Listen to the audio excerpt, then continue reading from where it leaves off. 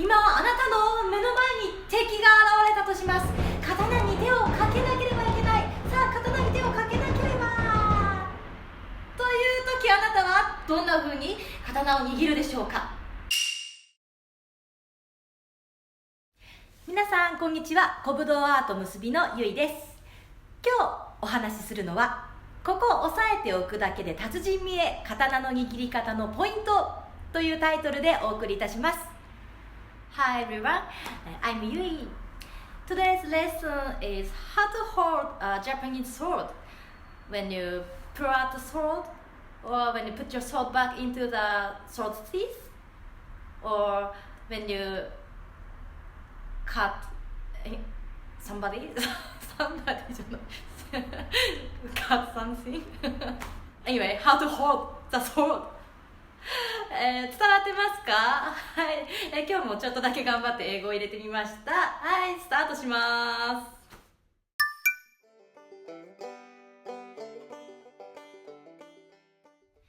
これからお伝えするのはあくまでも基本の一部になりますね。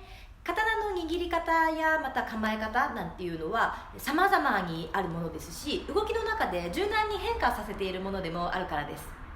ただしここを押さえておくかそうでないかでは違いは出ますよということをお話ししたいと思います。というのは居合の基本という意味でもそうですし、あと例えば侍のキャラクターのイラストや漫画を描くときなんかでもそうですし、あとコスプレをしたりするときのポージングなんかでも、これを知っとくかそうでないかではちょっと差が出るぞっていうポイントでもありますので、楽しんで聞いてもらえたらなと思っています。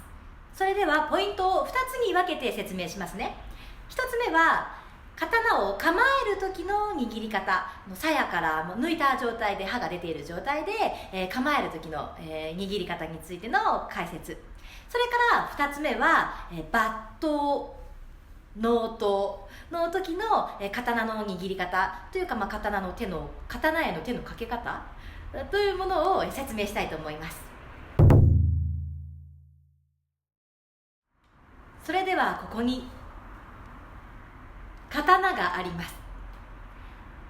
これ私の居合刀なんだけどさ、ちょっと貸してあげるよ、持ってみなんて言われたら、あなたはどんな風に握りますか？多くの人の場合、居合の知識とか全くない人だとしてね、とっさにこれ握ってごらんなんていう風に言われたとすると、こんな風に握るんですよ。ありがとう。初めてなんだけど握ってみるね。こうかなみたいな感じ。何この茶番わかるかな。一般の、多くの人の例はこういう握り方をします。一方達人さんはこう握る。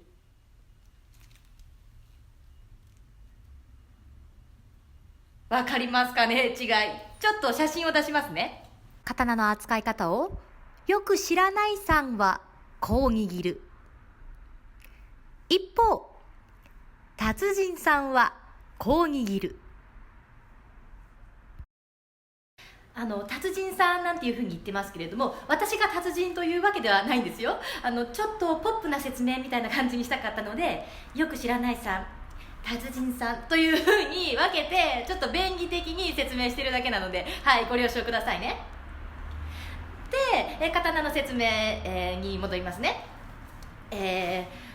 よく知らないさんの場合はこうしてるっていうふうに、言ったじゃないですか。ちょっと離れるよく知らないさんは5本の指でべったり握るという感じですかね。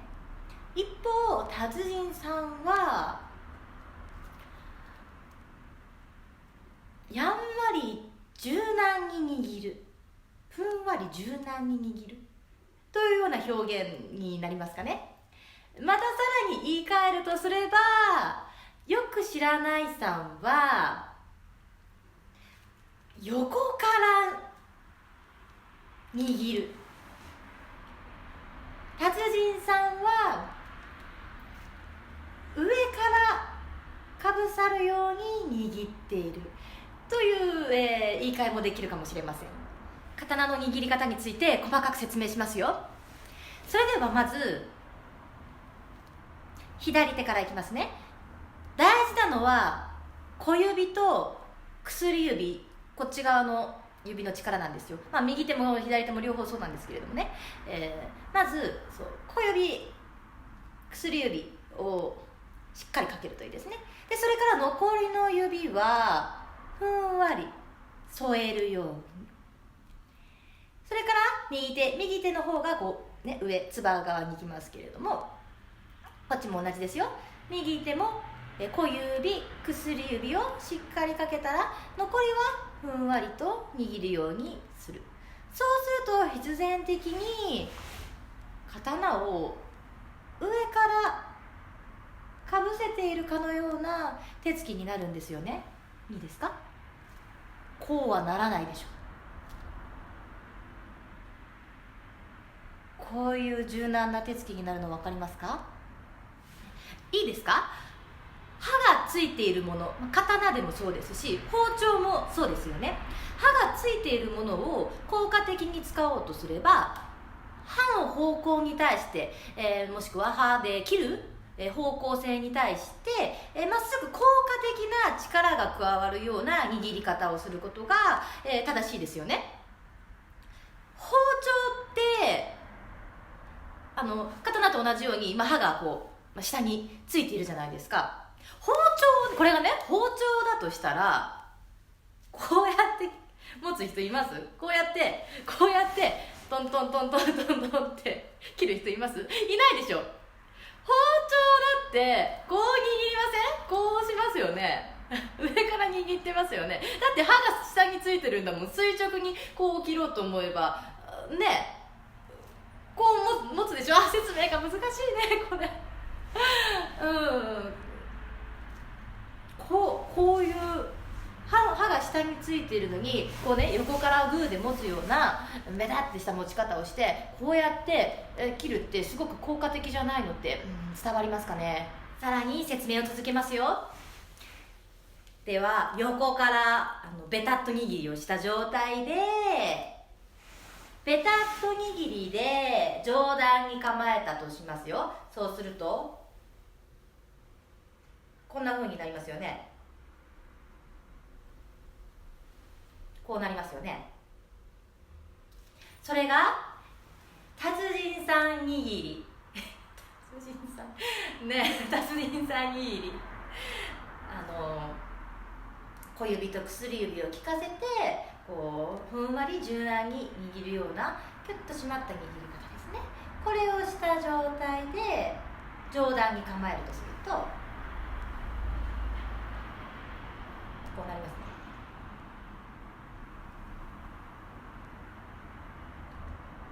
わかります？いいですか？ペタッと握りで上げます。ここ脇がら空きなの分かりますか？これ刀振り下ろす時に刀に効果的な力が集約されないっていうこともそうですし、脇ががら空きで何の意味もないというか隙だらけなポーズになるじゃないですか。それをちゃんと手を締めている、小指側薬指側を効かせてグッと、締めていると脇は開かないです。自然に脇が締まるような形になります。切り下ろす時もそうです。全然シャープでしょ。分かりますか？この違い。お芝居で縦のお芝居とかってわーみたいなわーみたいな脇を大きく開けて振り上げるみたいな動きの方がもしかしたら強そうに見えるのかもしれないです。でも実は逆なんですよね。これこうがって何の意味もないですし、それってぶっちゃけチンピラのオラオラ歩きみたいな歩くのにこんなスペースいらんやろみたいな感じで大きく見えるんだけれどもない剣術としてはっていうこと、脇が自然に締まった状態でスッと、ね、上げたシャープに下ろす方がよっぽど、強い弱いかといったら強いですよね。はい、なので手の内を気にするということは従って、体全体脇とかそういうところにも全て関わってくる話なんですよっていうことでね、はい、違いが分かっていただけたらなと思います。ちなみにこんな風に横からベタッと握るような、握り方をしていると親指の付け根を怪我してしまいますよ。あざができたり、いつの間にか擦り傷が、唾に擦れて擦り傷ができていたりなんていうことも、起きかねませんので気をつけてくださいね。ちゃんとした握り方をすればここに隙間が空くようになってるはずなんですよね。こんな詰まることないですから気をつけてみてくださいね。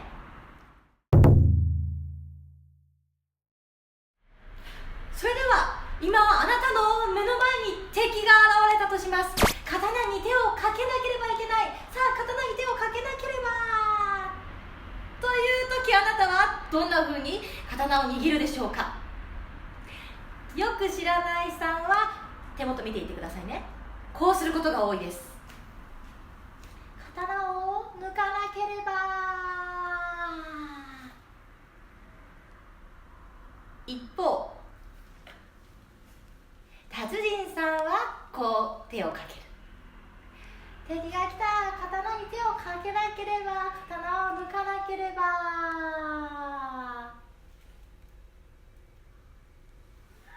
わかりましたか、違いが。よく知らないさんは手首を立てる。達人さんは手首を下げるです。これね、手首がどうしてそんなに大切なのかっていうのはこのまま刀を抜いてみれば分かりますよ。ですか。ダメな方なんでね、刀を、手をかけるときに手首を立ててしまう。とっさにこうする人多いんですよ。手首を立てて抜こうと、こうやって抜こうとしてしまうとどうなるかというと、このまま抜くといいですか、刃がひっくり返ってるの分かりますか。これじゃあ切れません。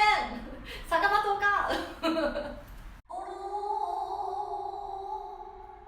いいですか。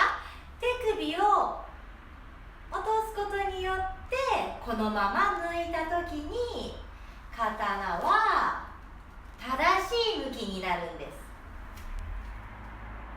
刃がひっくり返っていませんよね。そして先ほどの、ポイント1番の時で言った正しいふんわりとした持ち方になっていますよね。これは納刀の時も同じですよ。刀を収める時もですね。多くの人は刀を収めようと思うとこんな風にいきなり切っ先から鞘に入れようとして、なおかつ手首がこんな風に上がっている状態で一生懸命こうやって入れようとする人が多いです。これもうこの時点でアウトなの分かりますか。刃の反りと鞘の反り逆になってますよね。これじゃあ刀を収めることなんてできないです。なので納刀の時も同じで、入れる前にというか入れながら手首は落ちてるんですよ。ですから手首は落ちてる、落ちたまま、手首落ちたまま入れてるんですよ。はい、先ほどポイント1番、刀を構える際の、握り方の時でもお話ししましたように、手の内がこう締まって横からじゃなくてこう締まった握り方をしていると、必然的に脇も全部自然に締まったような形になっているんだよということを説明しましたよね。これ今のケースも同じで、手首が上がってる、これダメな例としてね、手首が上がってるとしたら、これ脇とかこう全部開いてるの分かります？こういう握りになるじゃないですか。でも手首を落とすっていうことは必然的に全部肘も落ちてるし肩も落ちてるしっていう、こういうリラックスししていながらかつ締まった、姿勢が取れるはずなんですよね。よくイラストとかでもありますよね。こうやって抜くようなポーズとか、これ落とした方が達人見えポイントなんじゃないかなと思いますよ。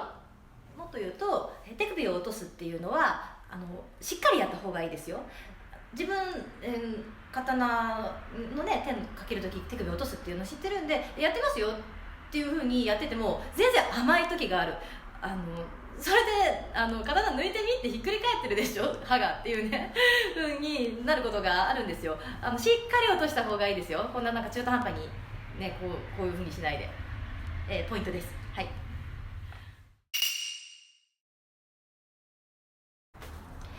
いかがでしたでしょうか。皆さんが達人見えポイントをマスターしていただけたら、より刀のイラストを描くときでも漫画を描くときでもコスプレを楽しむときでももちろん刀の稽古をするときでもね、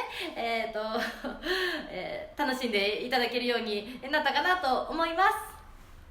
一番最初にお話をしたように、あくまでも基本の一部についての説明をしましたので、刀の扱い方、刀法、構え方ね、切り方ってもう様々にありますので、本当に知れば知るほど面白い世界だと思いますので、ぜひ学びを、深めていっていただければ、嬉しいです。